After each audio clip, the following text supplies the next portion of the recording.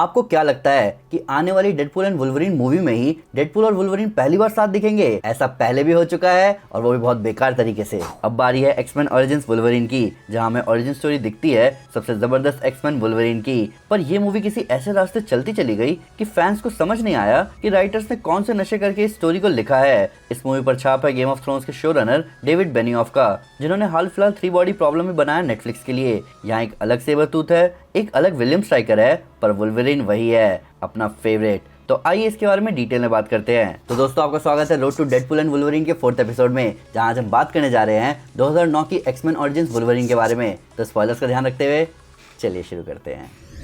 ये 4th X Men movie है जहां स्टूडियो अब इंडिविजुअल कैरेक्टर्स पर फोकस करने वाला था और इसमें शुरुआत हुई वुल्वरीन से।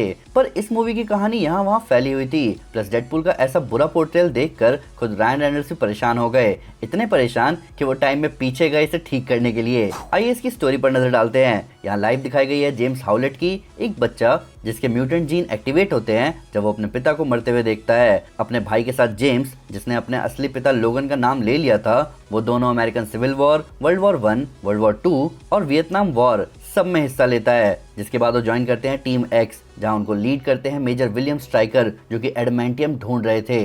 लोगन टीम की ब्रुटैलिटी देखकर वहां से चला जाता है और मिलता है सिल्वर फॉक्स से, जो कि उसे मैनिपुलेट कर रही होती है स्ट्राइकर के कहने पर। सिल्वर फॉक्स के डेथ को सच मानकर लोगन स्ट्राइकर के पास जाता है, जो ये कहता है कि वो उसे और स्ट्रॉन्ग बना देगा उसकी बोन्स में एडमेंटियम फ्यूज करके। लोगन ऐसा ही करता है, पर स्ट्राइकर के असली इरादे पता लगने पर लोगन वहां से निकल जाता है। स्ट्राइकर उसके पीछे आया। लोगन ने लास वेगस में अपने पुराने टीम एक्स के साथियों से विक्टर और स्ट्राइकर के बारे में पूछा। उन्होंने बताया कि स्ट्राइकर अपने आइलैंड पर है, जिसके बारे में गैम्बिट को पता होगा। गैम्बिट लोगन को उस आइलैंड पर लेकर जाता है, जहां होता है फाइनल शोडाउन। लोगन वहां एक्सपेरिमेंट हो रहे बाकी म्यूटेंट्स को आज़ाद करवाता है, फिर भिड़ता है डेडपूल से, जिसको वो मार तो देता है, पर तभी स्ट्राइकर उसे एडमेंटियम बुलेट मार देता है, जिससे उसकी मेमोरी चली जाती है। इस मूवी को बनाने में फॉक्स को लगे $150 मिलियन, जहां इस मूवी ने कमाई करी $373 मिलियन की। इसकी IMDb रेटिंग है 6.5 आउट ऑफ 10 और इसका रोटन टोमेटो स्कोर है 38%। ये रेटिंग इस मूवी को तीसरी सबसे बेकार एक्समैन मूवी बनाती है। ये सोचने वाली बात है, क्योंकि टॉप रेटेड एक्समैन मूवी भी वुल्वरीन की ही है। मूवी में दिखने वाले डेडपूल की शुरुआत तो कॉमिक एक्यूरेट थी। वो टीम एक्स का मेंबर था, एक बड़बोला मर्सिनरी जिस पर एक्सपेरिमेंट होता है। पर आगे राइटर थोड़े फ्री माइंड हो गए और उन्होंने डेडपूल को दूसरे म्यूटेंट्स की पावर्स दे दी, और जो कैरेक्टर अपनी बातों के लिए ही जाना जाता है उसका मुंह सिल दिया। इसको चेंज किया गया पोस्ट क्रेडिट सीन में। वेड का मुंह खोला गया और उसे 4th वॉल ब्रेक करके स्क्रीन पर शुश किया। स्ट्राइकर के हिसाब से कायला सिल्वर फॉक्स लोगन से प्यार नहीं करती थी, उसे बस स्ट्राइकर यूज कर रहा था ताकि वो लोगन को एक्सपेरिमेंट के लिए मनवा सके और स्ट्राइकर फिर उसकी बहन को छोड़ दे। हालांकि इस चीज को चेंज किया गया। कायला के पास परसुएशन की पावर्स तो थी, पर ये पावर्स ना ही लोगन पर काम कर रही थी, जिसका मतलब उसकी लोगन को लेकर फीलिंग्स जेन्युइन थी। मूवी के रिलीज से 1 महीने पहले मूवी का कैमरा प्रिंट ऑनलाइन लीक हो चुका था। इस कॉपी में कोई वाटरमार्क नहीं था, बस इसमें विजुअल इफेक्ट्स का काम नहीं हुआ था और एंड क्रेडिट में बस फॉन्ट अलग था। और जब तक मूवी रिलीज हुई, ये 4.5 मिलियन टाइम्स डाउनलोड हो चुका था। फॉक्स न्यूज के एक रिपोर्टर रॉजर फ्राइडमैन ने इस लीक कॉपी को देखते हुए बुरा रिव्यू लिखा और ये भी बताया कि इसे ढूंढना और डाउनलोड करना कितना आसान है। उनका रिव्यू तुरंत हटाया गया और उन्हें फायर किया गया। ओरिजिनली डेडपूल का बस कैमियो होने वाला था इस मूवी में। जब रायन रेनॉल्ड्स को पता चला कि इस स्क्रिप्ट में डेडपूल भी है, तो उन्होंने उसी वक्त फिल्म मेकर्स को अप्रोच किया। उनको इस रोल के लिए ऑडिशन तक नहीं देना पड़ा। प्लस इसके बाद राइटर्स ने उनके रोल को और बढ़ाया। हालांकि इस मूवी की फिल्मिंग के दौरान रायन दूसरी मूवी पर भी काम कर रहे थे, जिसकी वजह से स्कॉट एडकिन उनकी जगह दिखाई दिए। रायन रेनॉल्ड्स के क्लोजअप बहुत पहले ही शूट कर लिए गए थे और बाकी काम स्कॉट एडकिन ने कर दिया। पर डेडपूल के क्रिएटर रॉब लीफील्ड इस पोर्ट्रेल को देखकर इतना नाराज हुए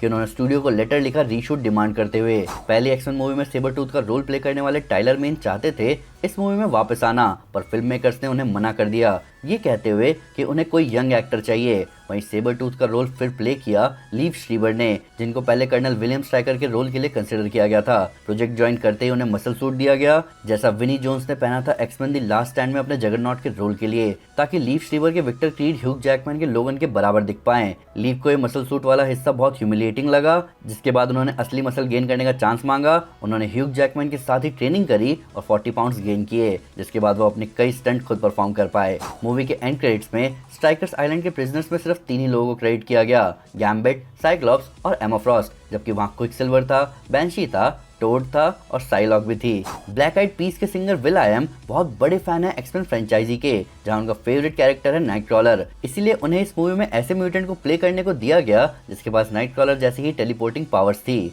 हमें पहली बार मूवी में गैम्बिट दिखा जिसका रोल प्ले किया टेलर कीश ने। पर ये गैम्बिट मार्वल 616 से इंस्पायर्ड नहीं था, बल्कि इसकी इंस्पिरेशन ली गई थी अल्टीमेट एक्समैन वाले गैम्बिट से, जहां वो भी रिटायर्ड थीफ होता है केजन एक्सेंट के साथ।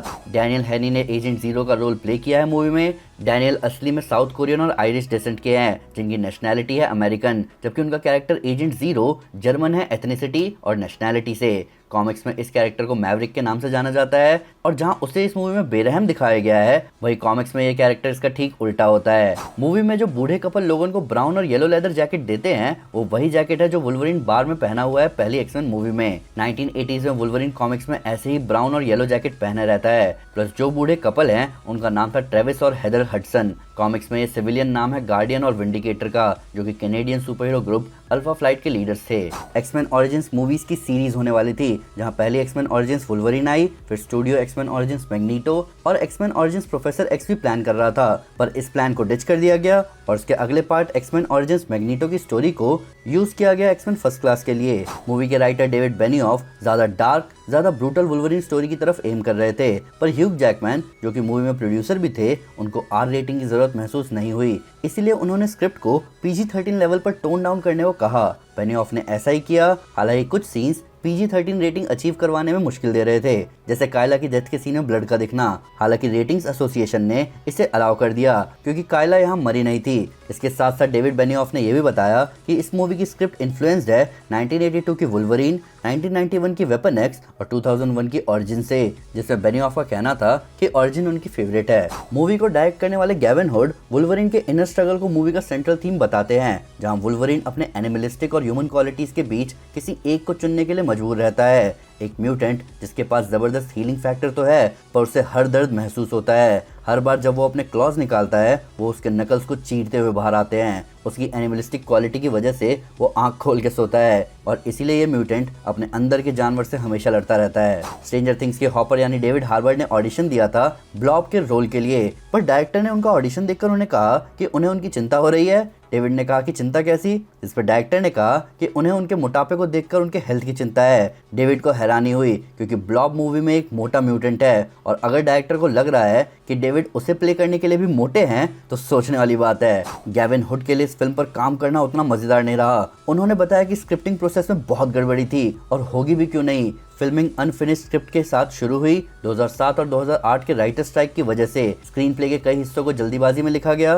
तब भी जब मूवी की फिल्मिंग चल रही थी, उनके और स्टूडियो के बीच क्रिएटिव कॉन्फ्लिक्ट्स चलते ही रहते थे। ये इस हद तक पहुंच गया कि एक एग्जीक्यूटिव के हस्बैंड को सेट पर आना पड़ा माहौल को शांत करने के लिए। गेविन वुल्वरीन को PTSD देना चाहते थे, जहां वुल्वरीन को अपने आर्मी के दिनों का ट्रॉमा फील होता रहे, पर स्टूडियो ने उन्हें ऐसा करने से मना कर दिया, ये कहते हुए कि ये आइडिया कॉमिक बुक मूवी के लिए बहुत हैवी है। तो दोस्तों, ये था road to Deadpool and Wolverine का 4th एपिसोड। बेशक इस मूवी ने कई उतार चढ़ाव झेले हैं और इस मूवी को बहुत बदनामी भी मिली है, पर ये हमारी चाइल्डहुड मेमोरीज का बहुत इंपॉर्टेंट हिस्सा है। अभी नेक्स्ट वीक आप रेडी रहना एक्समैन फर्स्ट क्लास के लिए। पर फिर भी कोई डिटेल मिस हो गई हो या आपको कोई नया फैक्ट है इस वीडियो से रिलेटेड, तो प्लीज हमें कमेंट पर जरूर बताएं या हमारे सोशल मीडिया हैंडल पर हमारे साथ शेयर करें।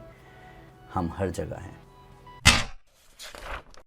तो दोस्तों, अगर आप सुपर हीरोज की पावर्स, उनके मोमेंट्स और उनके जबरदस्त फाइट्स की रैंकिंग देखना चाहते हैं, तो मैं आपको हमारी टॉप 10 सीरीज रेकमेंड करूंगा। साथ ही साथ अगर आपको वीडियो पसंद आई तो इस वीडियो को लाइक और शेयर जरूर करें, और ऐसे कई सारे सुपर कंटेंट के लिए हमारे चैनल को सब्सक्राइब करना ना भूलें। Thank you guys, this is Aman Sinha and you are super super. Piece.